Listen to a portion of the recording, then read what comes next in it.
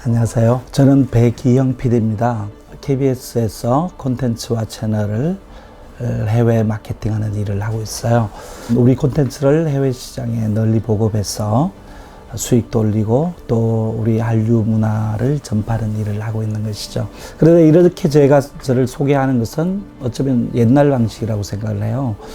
요즘식으로 하자면은 저는 퀸의 보헤미안 랩소디를 좋아하고요. 삼국지를 재밌게 읽었고 또 최근에는 KBS의 동백이를 보면서 울고 웃고 아주 정주행했습니다. 이런 식으로 소개를 하게 되죠. 무슨 얘기냐면은 예전 산업사회 때는 자신이 하는 일 위주로 직업 위주로 자신을 소개했다면 지금은 내가 어떻게 시간을 보냈냐, 어떤 콘텐츠를 소비하느냐에 따라서 자신의 모습이 규정되고 이것이 우리 삶에서 가장 본질적인 부분이 아닌가 이런 생각을 해요. 콘텐츠가 곧 우리 삶의 매개가 되는 거라고 생각을 합니다. 사실은 그 콘텐츠라는 것은 그동안은 미디어에 담긴 어떤 내용물 같은 걸로 정의를 했었는데 사실 우리 시간을 보내게 하는 모든 것이 콘텐츠가 아닌가라고 생각을 합니다. 그런데 콘텐츠가 단지 우리의 시간만을 빼앗아가는 건 아니죠. 우리의 지갑을 열게 하죠. 우리는 콘텐츠를 소비하면서 많은 시간과 또 돈을 쓰게 되죠. 그래서 많은 기업들이 우리로 하여금 더 많은 시간을 콘텐츠에 쏟게 하고 또 더 많이 지갑을 열게 하기 위해서 콘텐츠를 어떻게 하면 더 많이 소비하게 할까를 고민하고 그래서 여러 가지 장치를 만들었죠. 그 중에 하나가 저는 콘텐츠 추천 알고리즘이라고 생각을 합니다. 이것은 뭐냐면 내가 어떤 콘텐츠를 소비를 할 때 내한테 가장 적합한 콘텐츠가 어떤 것인지 알아서 추천을 해주는 기능이죠. 어떻게 생각하면 굉장히 편리하고 효과적인 기능이에요.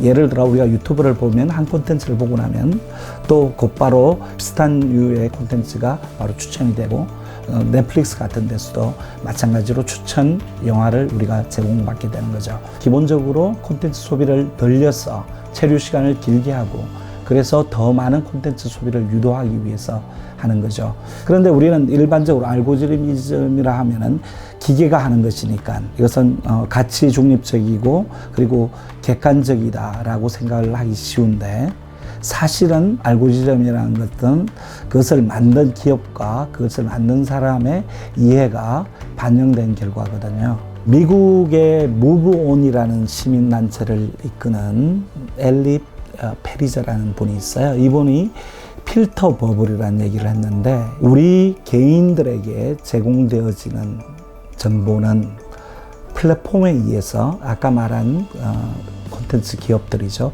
그 기업들이 선택한 필터, 걸러진 정보라는 거죠. 그리고 그 걸러진 정보의 거품, 버블 속에서 우리의 의식이, 인식이 갇혀져 있는 그런 현상을 필터 버블이라고 우리한테 경고를 했는데 알고리즘에 따라서 편향된 의식을 갖는 그런 경고라고 저는 생각을 합니다. 사실 구글이나 네이버 혹은 기타 검색 포털들이 굉장히 센 기업이 되는 우리가 자발적으로 우리의 중요한 개인정보와 데이터를 제공하기 때문에 그런 거죠. 우리가 검색을 하면서 혹은 소셜미디어에 포스팅을 하면서 우리는 수많은 나에 관한 정보를 플랫폼에 제공을 하고 있죠. 플랫폼에서는 이런 정보를 바탕으로 개인에 대한 개인값을 만듭니다. 저 사람은 얼마나 많은 돈을 소유하고 있고 저 사람의 정치 성향은 어떻고 여가가 날 때는 어떤 데서 소비하는지 우리가 어떤 콘텐츠를 소비하는지 그래서 각 개인마다 개인값을 부여하는 거죠. 그리고 이 개인의 가장 최적화된 대답을 추천을 해두는 것입니다. 우리의 개인값에 따라서 걸러진 정보들이 우리한테 제공받는 거죠. 이것은 필터 버블의 전형적인 폐해라고 할 수 있는데 왜냐하면 우리의 인식과 우리의 사고가 플랫폼에 있어 걸러진 정보들로만으로 해서 우리의 편향된 의식을 조장하기 쉽거든요. 어떻게 보면 우물 안에 개구리를 만들어낸다고도 할 수 있죠. 왜냐하면 전체를 보지 못하고 우리는 플랫폼에서 걸러진 필터된 그런 정보만을 섭취를 하기 때문에 그런 위험성에 그러면 우리는 어떻게 대처를 해야 될까? 저는 이렇게 생각합니다. 개인이 할 수 있는 방법이 있고 또 사회와 국가에서 대처하는 방법이 있을 수 있는 것 같은데 우선 개인의 입장에서 보자면 우리는 인문학적 사고를 하는 훈련을 해야 될 것 같습니다. 인문학적 사고라는 것은 사실은 현상 있는 그대로만 보지 않고 그것이 있는 사회적, 역사적 또 문화적인 맥락을 보고 그래서 총체적으로 인식하는 것을 인문학적으로 사고한다라고 해요.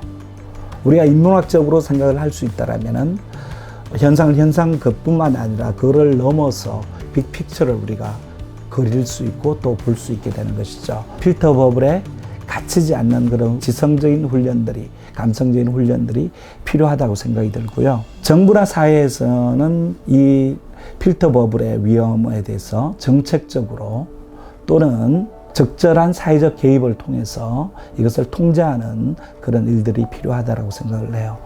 가버넌스라는 게 결국 시장이 한계를 보일 때 시장에 대해서 사회적 합의를 통한 제재를 가하는 것이, 개입을 하는 것이 가버넌스라고 생각을 하거든요. 지금 사람 사는 세상 이런 것들이 우리 사회에 굉장히 중요한 기치라면 거기에 걸맞게 공정한 경쟁 또 공평한 기회 이런 것들을 보장하기 위해서 또 개인의 정보와 개인의 인권이 보장되는 범위에서 정부의 선한 가버넌스, 좋은 가버넌스가 필요하다고 생각을 합니다.